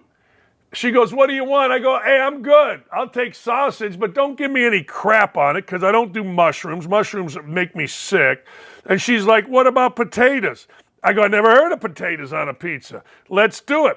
I got to tell you, potatoes is nice on a pizza. SWAT team comes in. Coldplay lyrics are playing. Next thing you know, hey man, how can we solve this situation?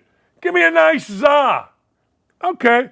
Went to Puccini's. We got him a nice za. Next thing you know, it's all good. Florida is all the rage right now. A man was arrested in Florida after throwing Oreos at his wife during an argument over an empty coffee maker. Hey, look, I'm not mad at this guy. Only, though, don't waste good Oreos. And what's the stuff in the middle? All right, I'm 61 years old. And let me preface this. This is a 70-year-old man. Now, look, when I'm 70, I can still see me being fired up. Lee, you better have the damn coffee filter. I'm throwing double stuffs. Listen to this. He went to jail during an argument with his wife over an empty coffee maker. First off, I hope it's a Keurig. It turned into assault. Lake County Sheriff, now that's not Northwest Indiana, Lake County, an argument between John Sandoval and his lovely bride. By the way, they've been married 40 years. Look, the morning routine, the coffee maker didn't have water in it. And look, when you're 70, it's all you can do to take the cup or the pot, put it, open the faucet, it's too much work in the morning. All right, he threw a package of Oreos at her. It hit her in the chest. She got knocked out by Oreos. I'm going to tell you right now, if I throw a package of Oreos at Lee, she'll grab them in one hand, back throw them to me, hit me in the face, knock me against the wall. She'll jump on me. She'll pummel me. And next thing you know, we'll be having the sex because it'll turn me on. I'm not going to lie to you. I tell you, the incident took place, wasn't reported till the next day. The woman's daughter said, hey, you got to press charges against this man. She didn't have obvious injuries. The guy, Sandoval, admitted to grabbing the package of Oreos and threw them. He believed the cookies had hit her in the head, but he's not sure. He couldn't remember grabbing his wife's throat during the rage. He was charged, listen to this, felony. Domestic battery on a person 65 years old. Man, why would you ruin Oreos over that? I understand getting mad. I don't understand hitting your wife. Never have, never will. I don't understand ruining Oreos. Oreos are a delicacy. Double stuffs are from heaven. The gold ones are unbelievable. One day, my producer, Kyle Knezovich, and I, we got into, because we were doing a promotion, so we got a big box of the golden Oreos that Serena Williams was promoting. We ate an entire package each. I don't know who this person is, but they got to stop calling me. Send them the voicemail. Send them the voicemail, people. Man who suffered headaches for 5 months, listen to this, learns he has chopsticks stuck in his brain. Hey, Lee! Chopsticks in the brain. Yesterday, I pulled out my ear thing, and the little plug stayed in my ear. I couldn't get it out. Well, I got to tell you, I knew the thing was in my ear, but also at different times I thought, maybe I got it out. But this guy didn't know. This is a mom. Mom who suffered headaches, man who suffered headaches, what's wrong with me? Learned that he had chopsticks stuck in his head. A man in Vietnam was experiencing severe headaches for 5 months. 35-year-old reported he went to the hospital. He's got these headaches. Scan tests revealed that he suffered from tension pneumonia, a rare but life-threatening disease. A subsequent examination revealed he had a pair of chopsticks that he put up his nose and into his brain. About that big, not the big long ones. One was a little longer. He was flummoxed how he ended up with eating utensils, but he recalled being in a fight in Vietnam while he was out drinking. He didn't remember any of it, but they were stuck in his nose. He didn't remember. Hey man, you go to Vietnam, you're going to get hammered. You go to Rosie's, that was the bar in MASH, you ain't walking out of there with nothing stuck in you. There's going to be something stuck in you. You only got so many orifices. I'll let you figure out where they're going to be stuck or where you would like them. But if you're going into Rosie's outside of the MASH 4077, you know something's going to get stuck in you. You just hope it said please before it did it. It's a good story. And then a happy ending. A Florida man using a thong as a mask to protest masks got kicked off a United Airlines flight. How good is this? Hey, I'm going to wear a thong. Now, full disclosure, I've never wore a thong. I haven't. I've bitten a thong off. I've done certain things, none of which I should really tell on here. But you know what? A Florida man said, Adam Genet said, look, I think the best way to illustrate absurdity is with absurdity. Every single flight has been met with different reactions from the flight crew. This flight crew said, yeah, look, you're out. He was removed from the flight. The official statement from United Airlines, the customer clearly wasn't in compliance with the federal mask mandate. We appreciate that our team addressed the issue on the ground prior to takeoff, avoiding any potential disruptions on the air. You're supposed to wear masks, I guess, at airports, on planes. The mandate apparently has been extended in Florida, I guess, through March. I hope that's not true because I don't ever want to wear a mask. It should not be extended. Oh, I guess this was in 2021, so this has been a little bit ago. But I don't want masks. Shit. I mean, what are we doing? Who the hell wants to wear a mask? Let Greg Doyle and the people at the Star wear masks and get their 17 inoculation. This is gross, and I don't know why this is happening, but on Frontier Airlines, a woman whose ass was this big, we call it juicy. She threatened to pee in the aisle. She pulled down her pants. She started squatting in the aisle of a Frontier Airlines plane. Now look, let's be serious. Let's be serious. This is weird. Nuh-uh. This is very, very weird. We don't need this. We don't need people defecating in the aisles. We don't need people doing nothing. We need people getting on flights, putting your headset on, hat down, sitting there like this, and not bothering anybody. We got people crapping in aisles at Disney. We got women taking off their drawers and squatting. And it's never hot girl. You ever notice when you go to the supermarket or you go to the mall or you go to the hardware store and there's a kid being a pain in the ass? The mother's always a bigot. The mother always is of size, and she's always yelling. It's Munchausen by proxy. They want your attention. It's never hot caramel mom that is sitting there screaming at their pain in the ass kid. No. Hot mom usually has control on the situation. Hot mom is never the one at the Kroger over here on 79th and Geist Crossing screaming at their kids like I saw some big sister the other day just acting like an idiot, and I saw some big hillbilly woman acting like a fool, screaming and yelling. It's never hot mom. I looked at a guy I was walking in with. He was an African-American dude. I knew him. I go, hey, you ever see a hot woman do that? He just started rolling. He looked at me, he goes, no, but I tell you what, I love it every time. And then I was over with some white dude. And in the aisle, because this Kroger's a little bit wild, in the aisle where all the fruit is, or in the area where all their fruit is, there was a biggin. And I looked at this guy, and I said, hey, you ever see a hot mom doing that? And I thought the guy was going to fall down laughing. And he came up to me, and he's like, you know what, I've been thinking about what you said. I've never seen a hot mom do that. Of course not.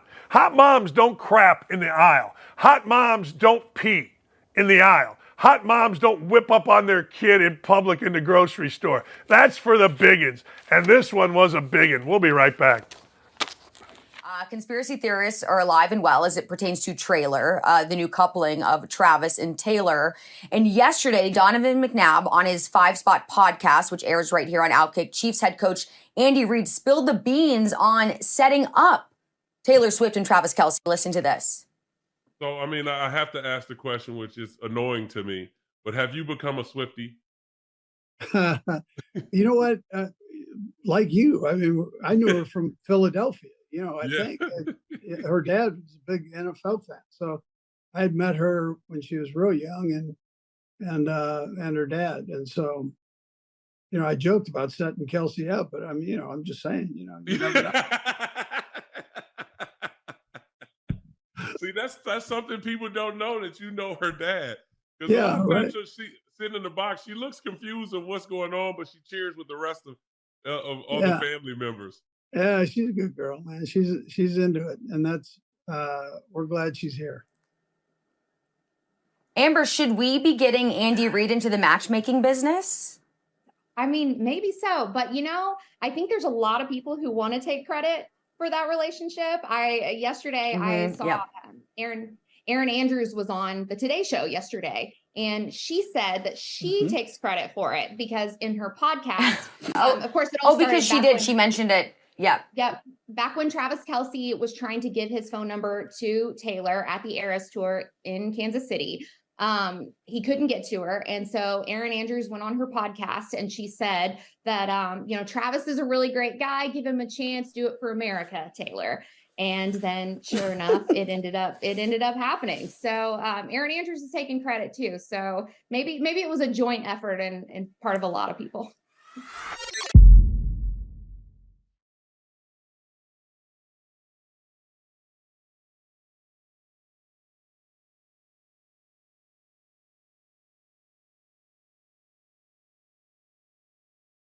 One.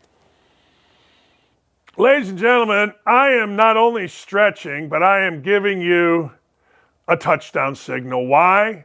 Because every human being alive, male and female, black, white, whatever, should aspire to be a football coach, should aspire to be Mike Elko. Mike Elko went 4-4 in his conference this year, but he was 5-3 last year at Duke, so I guess that gives you status as an elite coach. But Mike Elko agreed to a 6-year deal with Texas A&M. It's going to pay him a base salary of $7 million. However, there is a lot more where that came from. They're waiting, ladies and gentlemen. They're hoping, they're praying, and they are paying Mike Elko to win in the postseason at Texas A&M. Let's go through Mike Elko's incentives. $1 million for making the college football playoff, $1.5 million to make the quarterfinals, $2 million to make the semifinals, $2.5 million to make the finals, and $3.5 million to make and win a national championship. Now, the days of Bob Knight saying, well, that's what you pay me for, that's what you're giving me the $7 million for, are out the window. Like, $7 million isn't enough to be the football coach. Like, here's the deal. I guess what they're saying is $7 million is the middle. If you don't do these things, we're going to fire you. If you do these things, then we're going to bump you.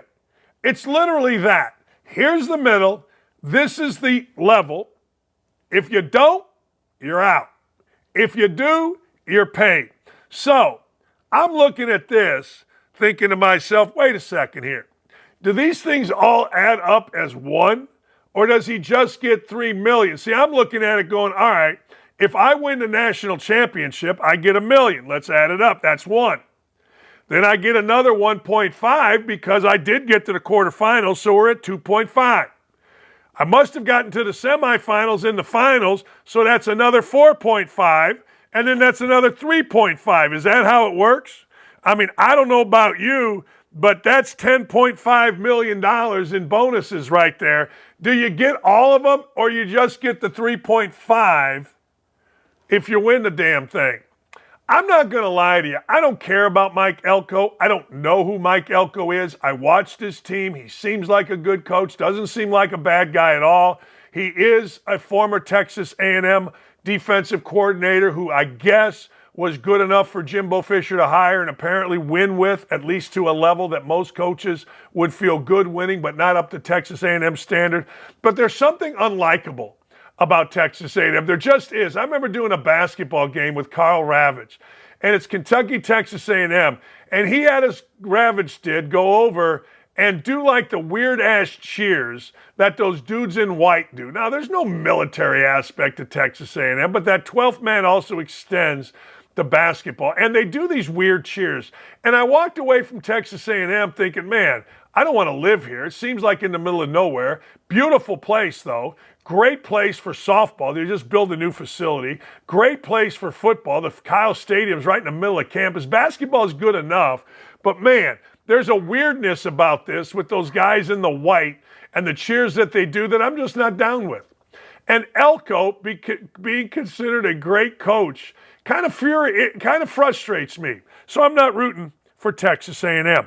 I've never cared about Aaron Rodgers. I've never said, oh man, I got to watch Aaron Rodgers, except in the last 5 minutes of a game this time of year when there's snow on Lambeau, it's dark here at 5 o'clock, and I've done whatever I'm going to do for the day, and then I'm going to watch Aaron Rodgers have the football going in late in the game. I love watching that because then his being smug, his being cool, him being a scotch drinker, it all made sense to me. And then once the game was over, I would turn him off because I didn't need to hear him, two smug people, Aaron Andrews and Aaron Rodgers, talk to each other. I don't need that in my life. I don't. But Aaron Rodgers isn't a believer in sunscreen based on a post that he liked on social media from former Pro Bowler Russell Okung, which could come as no surprise that the man wants to pick a fight with the sun. The man wants to pick a fight with the sun.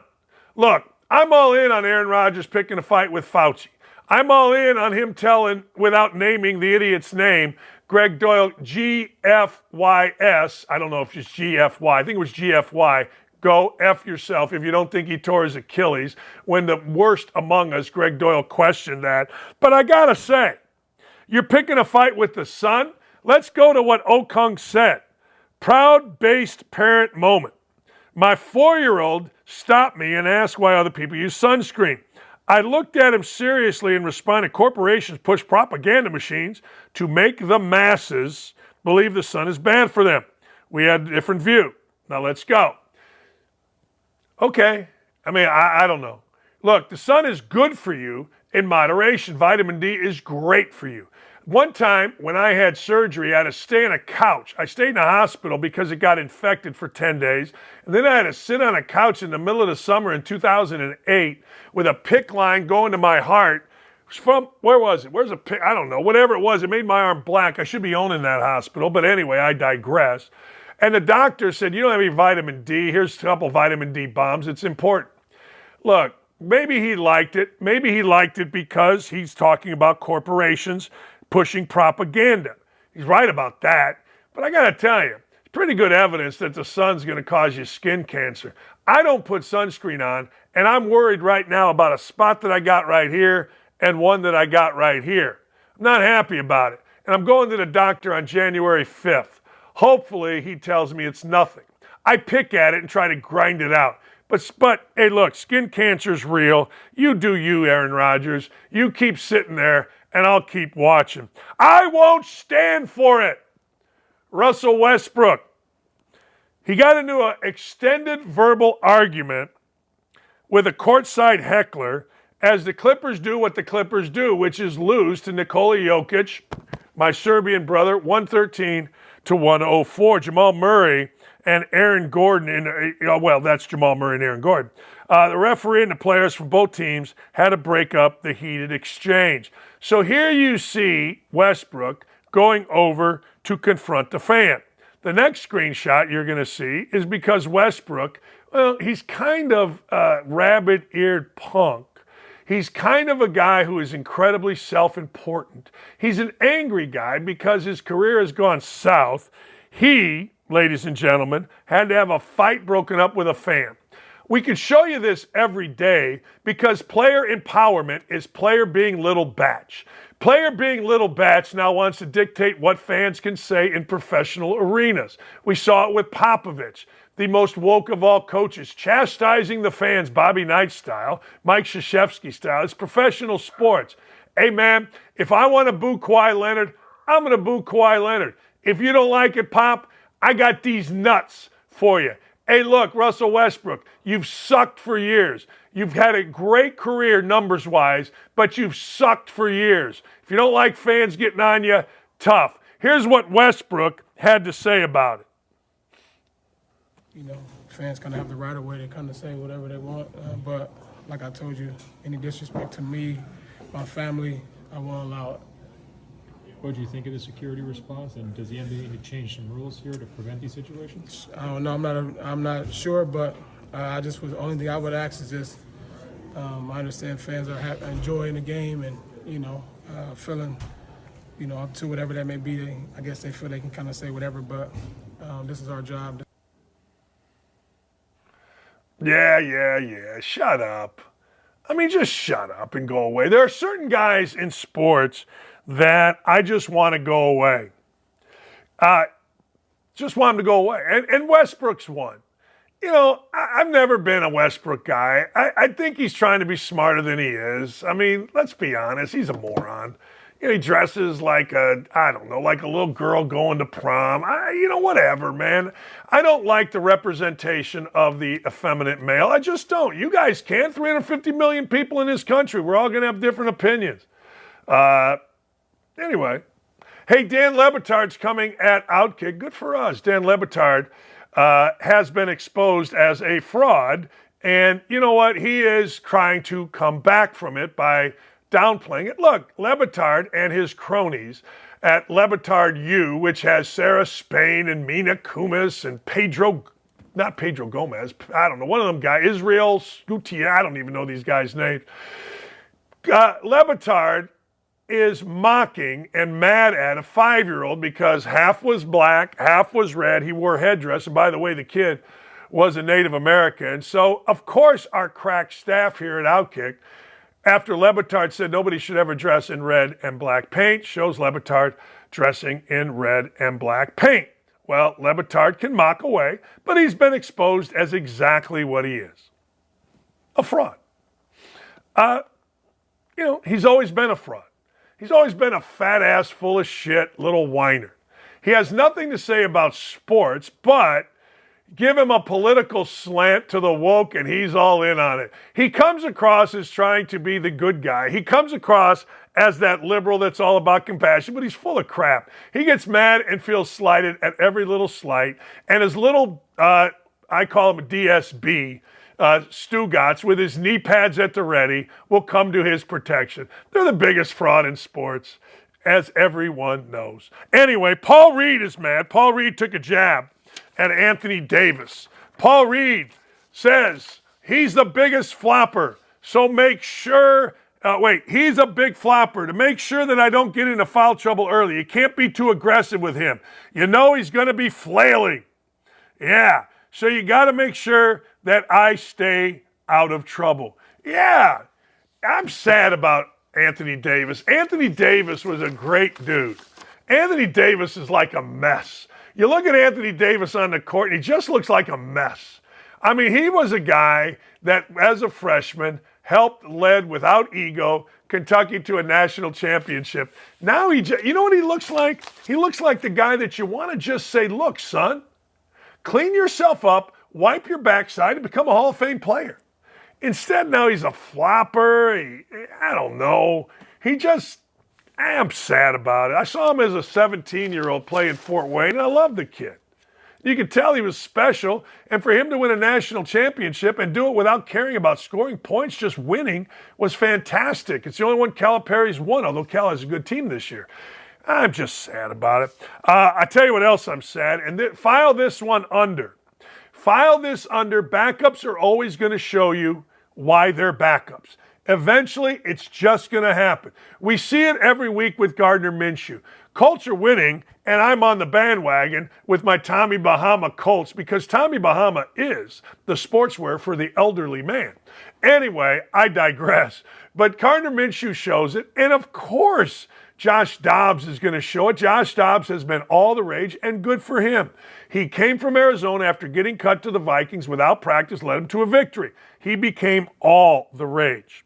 But here's the deal. Kevin O'Connell said this about Josh Dobbs. I think what Josh Dobbs has done coming in here on short notice, going 2-2 in a stretch where a lot of people might have thought Kirk Cousins and Justin Jefferson being out the deck stacked against us.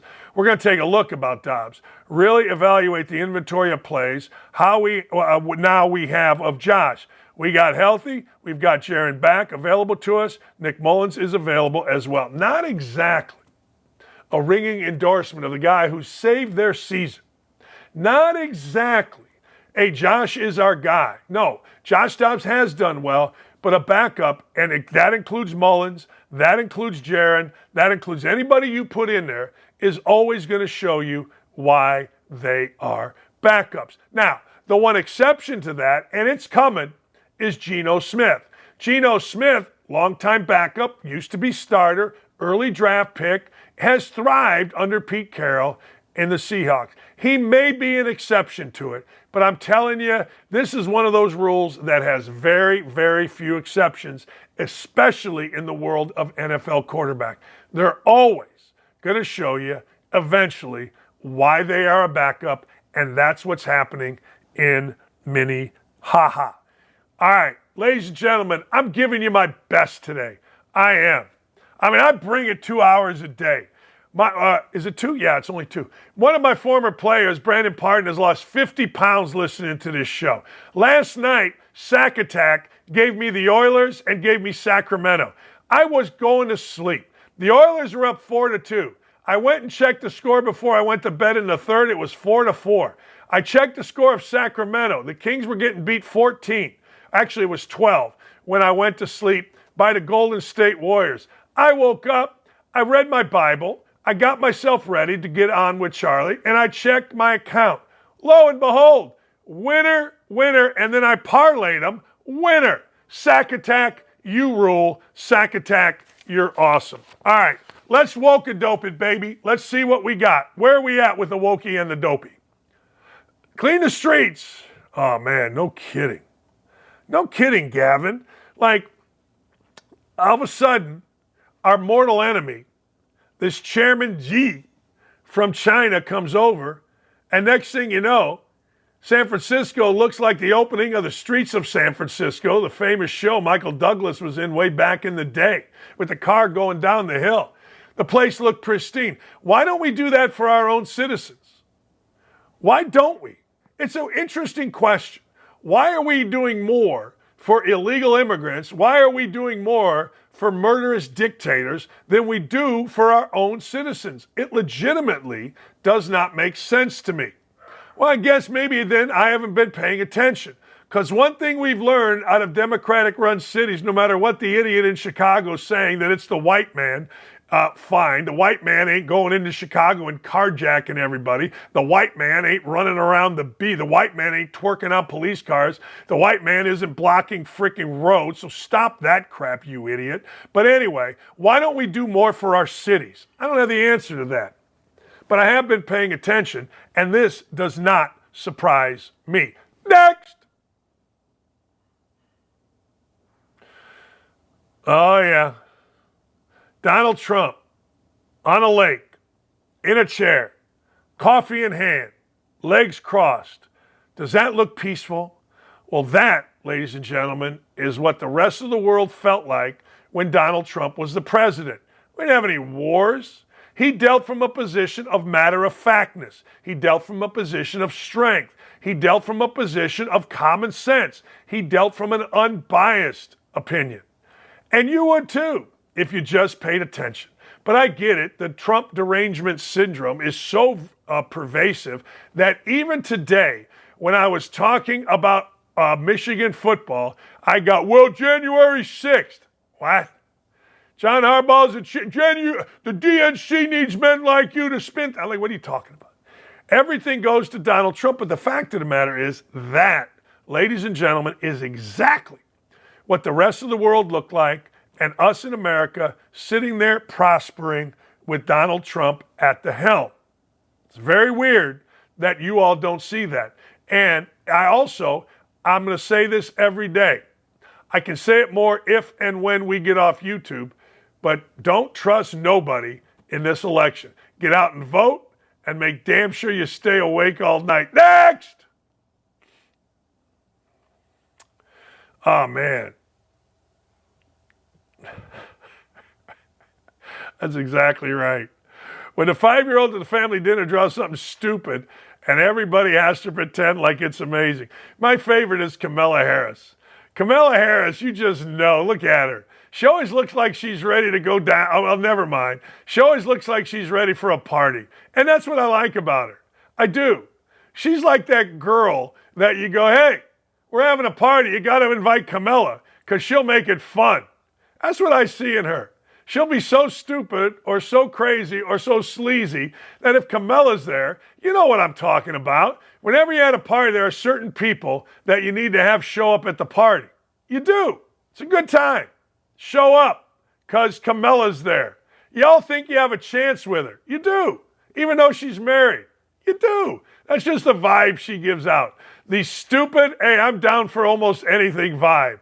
I don't want it as president, but I do like it in pictures. It's really funny. And this moron here, there's nobody with any common sense that isn't being paid by Joe Biden that could seriously sit there and think he said anything funny intentionally.